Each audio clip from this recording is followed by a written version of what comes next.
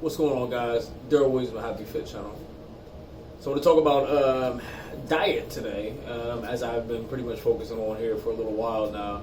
And I want to talk about specifically how your diet should be specific to your goals, and that trying to do everything all at the same time is actually counterproductive and not as optimal as it should be, or less optimal in general.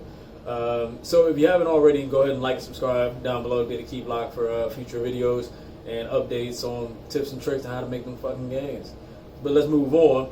So I want to talk about how it is not optimal to try to both build muscle and lose fat at the same time, and why that is. And so when it comes down to dieting, your diet is going to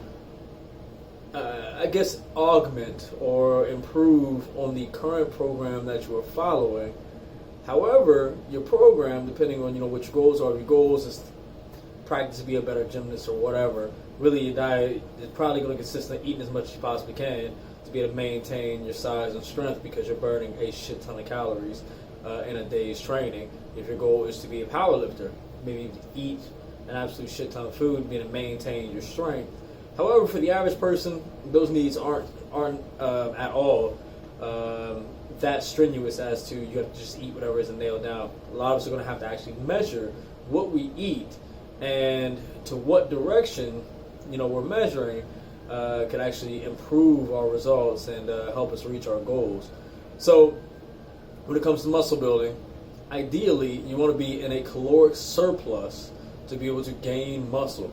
The reason for this is that it takes a lot of energy to be able to build muscle, and it also takes a lot of energy to be able to lift the weights required and recover from that type of training to be able to gain muscle. Can you lose fat and gain muscle? You can, but this is not the optimal way to go about it, because you start running into the situation where as your periodization gets more and more and more aggressive to be able to keep eliciting hypertrophic response or muscle gains, okay, that caloric deficit can actually cut into those gains, because it thereby may reduce your performance in the gym as well as reduce your recovery. And if you're not recovering, you're not growing. Simple as that.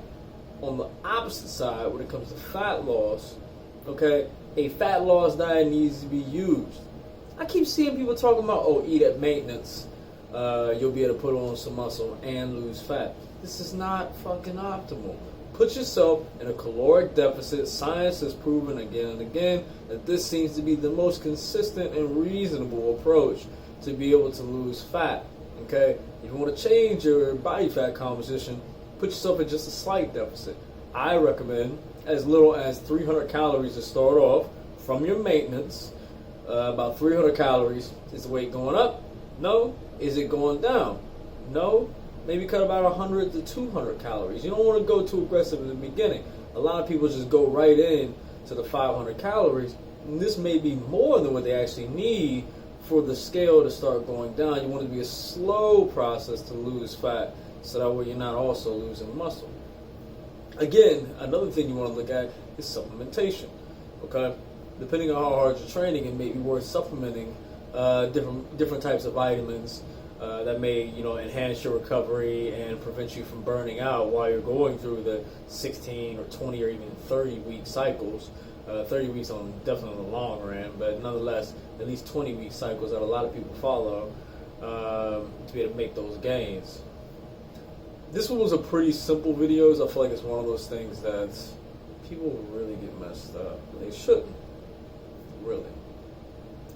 Comment, subscribe, like, talk shit, whatever you're gonna do. But I'm out of here.